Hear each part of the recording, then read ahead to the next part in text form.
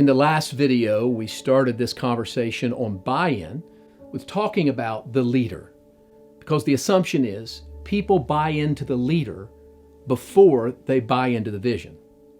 But eventually, there must be buy-in into the vision. And so what are the points of buy-in? I think that there's basically 3 levels of buy-in. And we're going to use as a basis the story of the loaves and fishes, because the loaves and fishes story show those 3 levels of buy-in. The first level is the people on the outside that received loaves and fishes. And those are the people that are asking this question, what's in it for me? And the first question that needs to be answered when we talk about buy-in from the leader's point of view is that question, what's in it for them? What is your vision accomplishing? How is your organization and the mission that you're on helping people? How is it making their lives better? And what are you offering that 1,000 other people and organizations are not offering?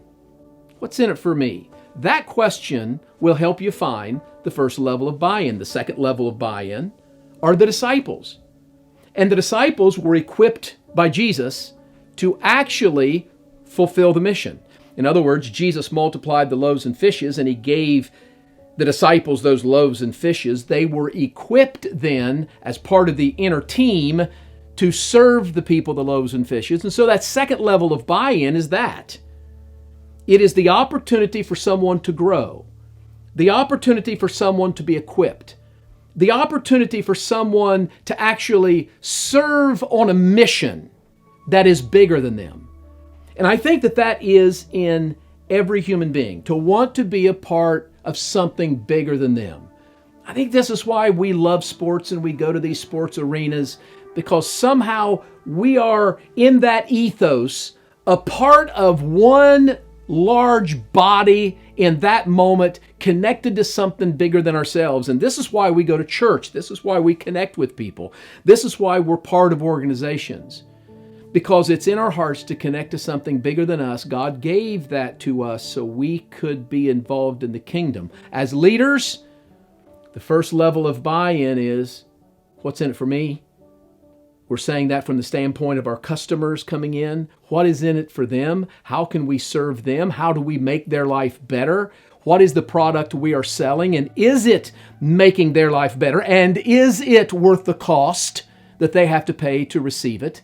The second level of buy-in is the ability to pull together a team and equip people.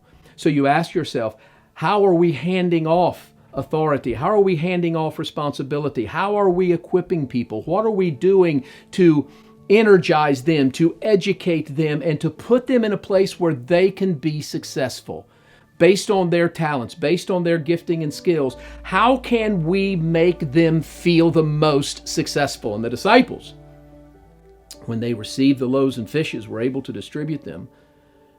They were able to meet people's needs. They probably felt pretty good about themselves. And in the end, 12 baskets were left, so maybe they all got a basket.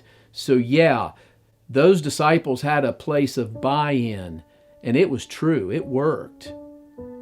There's a third level of buy-in, and I think that's represented by the boy. And in some ways, a boy seems appropriate because it's not an adult. Why a boy? I don't know, think of maybe a young son, for instance. And so this boy came into a place of fully surrendering everything that he had. And it was in that full surrender of everything that he had that God multiplied the loaves and fishes. And so he's different than the people who said, what's in it for me? And they received loaves and fishes. He is different than the disciples who were equipped with loaves and fishes to serve the multitude. This boy gave the loaves and fishes everything that he had. And there's a place of buy-in where people are going to buy in to be empowered to duplicate that leader, where the leader hands themselves off, not the loaves and fishes, they hand themselves off. Because this little boy was more Christ-like than anyone else in the story, giving everything he had. But that's special. There was only one little lad among all of the thousands. And so this is in some ways like a spiritual son or a spiritual daughter. This is someone that is empowered, that the leader invests themselves into, and they duplicate themselves in this person. And if we put these three things together, I think you have three levels of buy-in that if we ask the right questions, that we're going to understand how to create the buy-in in the organization. First, what's in it for them? What can we offer them that's going to make their life better? Two, how do we invite people in the team and equip them so that they can fulfill their purpose and mission on the earth and feel good about what they're bringing to the table? And then thirdly, who are these people that we can invest ourselves in so entirely that they literally duplicate the leader, much like spiritual children who duplicate the ministries of their spiritual parents? So that's buy-in, and that is an absolute necessity.